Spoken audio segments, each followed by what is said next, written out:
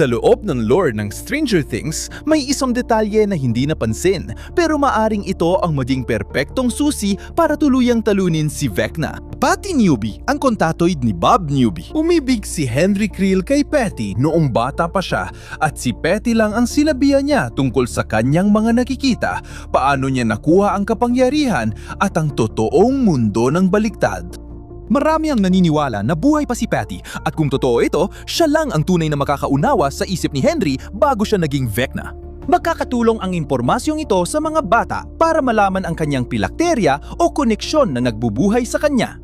Hindi dahil literal na inilagay ni Vecna ang kaluluwa niya sa isang bagay, kundi dahil si Henry ay bumuo ng emosyonal na koneksyon na pwedeng magbunyag ng lahat.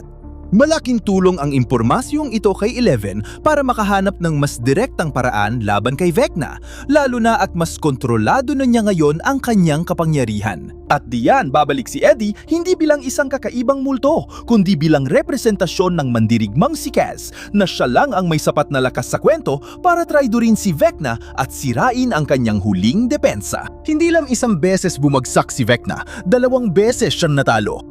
Una, sisirain nila ang katawan niya pagkatapos ang pilakterya.